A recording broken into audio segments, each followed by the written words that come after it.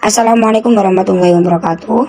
Kami dari kelompok 9 yang beranggotakan saya Vina Fatihatul Husna, Haniam Maria, dan Widya Putri. Di sini kami akan menjelaskan tentang i'jaz Al-Quran. Yang pertama, pengertian mukjizat. Al-mukjizat adalah bentuk kata mu'annas dari kata mudzakkar al-mu'jiz. Al-mu'jiz adalah isim fa'il dari kata kerja fi'il a'jaza. Kata ini terambil dari akar kata a'jaza yu'jizu ajzan wa u'juzan wa ma'jizan wa ma'jizatun, yang secara harfiah antara lain berarti lemah, tidak mampu, tidak berdaya, tidak sanggup, tidak bisa, dan tidak kuasa. Al-ja'zu adalah lawan dari kata al-qudrah yang berarti sanggup, mampu, atau kuasa. Jadi al-ja'zu berarti tidak mampu alias tidak berdaya. Dalam pada itu istilah mukjiz atau mukjizat diartikan dengan al-ajib. Maksudnya itu sesuatu yang ajaib atau menakjubkan atau mengherankan karena orang atau pihak lain tidak ada yang sanggup menandingi atau menyamai sesuatu itu. Jadi sering diartikan dengan amrun khariqun lil adah, yakni sesuatu yang menyalahi tradisi. Selanjutnya yaitu unsur-unsur mukjizat. Berdasarkan definisi mukjizat dapat dikemukakan 3 unsur pokok mukjizat, yaitu yang pertama, unsur utama dan pertama mukjizat ialah harus menyalahi tradisi atau adat kebiasaan.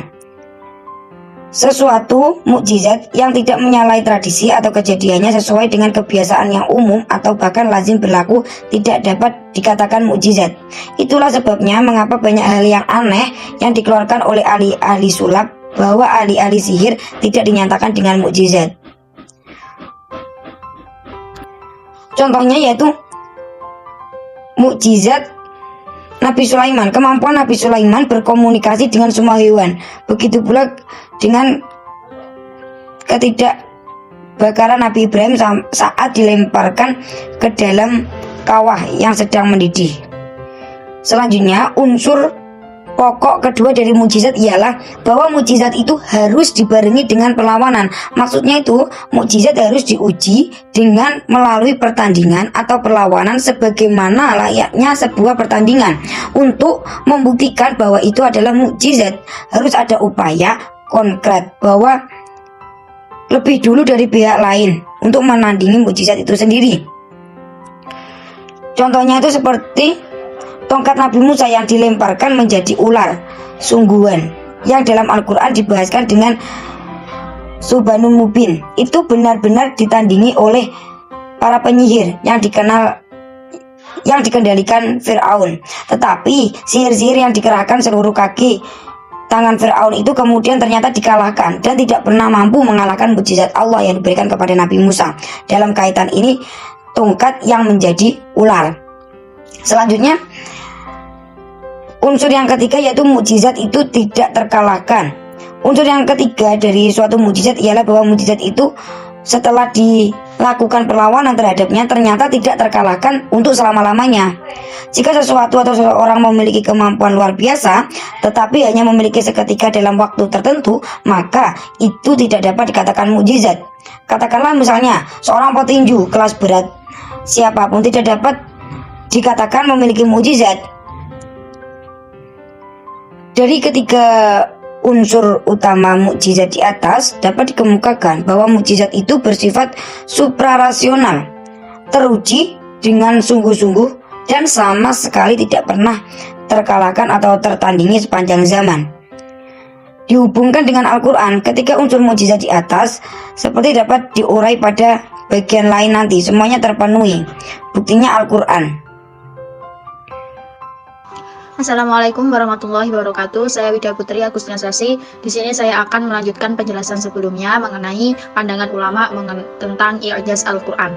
Menurut Abu Ishaq Ibrahim An-Nazam dan pengikutnya dari kaum Syiah seperti Al-Murtadha, kemukjizatan Al-Quran adalah dengan cara syirfah atau pemalingan. Pandangan ini menjelaskan bahwa Allah memalingkan orang-orang Arab untuk menentang Al-Quran dan mencabut mereka ilmu-ilmu yang diperlukan untuk menghadapi Al-Quran. Dengan pemalingan ini maka dikatakan sebagai mukjizat Al-Quran. Pandangan tentang syirfah seperti ini menurut Al-Baqilani adalah pandangan yang salah, karena jika dikatakan kemukjizatan Al-Quran melalui syirfah, maka kalam Allah bukan mukjizat dan syirfahlah yang mukjizat.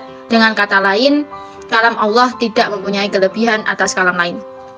Selanjutnya, menurut sebagian ulama ada yang mengatakan kemukjizatan Al-Quran ialah karena gaya bahasanya membuat orang Arab pada saat itu kagum dan terpesona. Kehalusan ungkapan bahasanya membuat banyak di antara mereka masuk Islam. Bahkan Umar bin Khattab yang mulanya dikenal sebagai seseorang yang paling memusuhi Nabi Muhammad memutuskan untuk masuk Islam karena membaca petikan Al-Quran. Yang selanjutnya, satu kelompok ulama mengatakan mukjizat Al-Quran terletak pada balaghahnya atau bahasanya yang mencapai tingkatan tinggi dan tidak ada bandingannya. Ini adalah merupakan pendapat ahli bahasa Arab yang gemar terhadap bentuk-bentuk makna. Untuk selanjutnya, sebagian ada yang mengatakan kemukjizatan Al-Quran adalah terletak pada pemberitaan sesuatu yang gaib yang akan datang, yang tidak dapat diketahui kecuali dengan wahyu. Sebagai contoh tentang jasad Fir'aun yang diselamatkan dan dijadikan sebagai pelajaran bagi generasi berikutnya. Sebagaimana disebut dalam Al-Quran surah Yunus ayat 92, peristiwa itu tidak diketahui oleh seorang pun karena terjadi pada tahun 1200 sebelum Masehi. Sedangkan mumi Fir'aun ditemukan pada abad 19 Masehi. Mungkin untuk penjelasan saya cukup, bisa dilanjutkan oleh penjelasan teman saya. Oke guys, akan kita lanjutkan penjelasan tentang aspek-aspek kemukjizatan Al-Quran. Seiring dengan perbedaan pendapat para ahli-ahli ilmu Al-Quran tentang kemukjizatan Al-Quran, nah secara garis besar, kemukjizatan Al-Quran ini sebenarnya dibedakan ke dalam dua bagian saja. Yang pertama yakni bagian yang dikhususkan kepada mereka yang mempelajari bahasa Arab, terutama orang-orang yang berkebangsaan Arab. Kemudian yang kedua, kemukjizatan Al-Quran itu bisa ditemukan atau diketahui oleh para pemikir-pemikir tertentu. Langsung saja kita akan masuk kepada segi kemukjizatan Al-Quran yang pertama, yakni diantaranya kemukjizatan Al-Quran dari segi bahasa Arab. Nah, yang ini meliputi keindahan dan keajaiban susunan Al-Quran yang melampaui batas kesanggupan para pakar bahasa Arab untuk menghadirkan yang sepadan dengan Al-Quran. Ini yang dikatakan mukjizat dalam segi kebahasaan. Dari banyaknya sastrawan Arab ataupun orang yang pandai dalam bahasa Arab, mereka tidak ada satupun yang mampu menandingi untuk membuat sastra yang serupa atau sebanding dengan Al-Quran.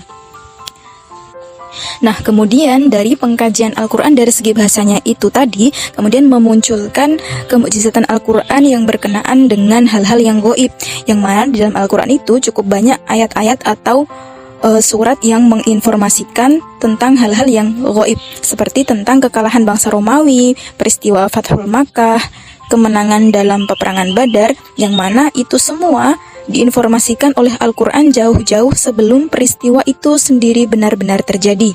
Seperti halnya terjadinya hari kiamat, itu termasuk ke dalam informasi yang berkaitan dengan hal-hal yang gaib.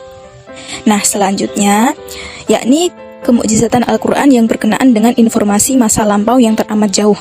Ini masih ke dalam aspek yang mukjizat secara kebahasaan ya. Nah, dalam Al-Quran ini mengabarkan sejumlah informasi masa lampau yang teramat panjang perjalanannya, yakni sejak zaman kejadian manusia, yaitu Nabi Adam hingga Nabi Muhammad. Itu semua tidak pernah diketahui oleh siapapun dan dari kalangan manapun kecuali melalui kitab-kitab orang terdahulu.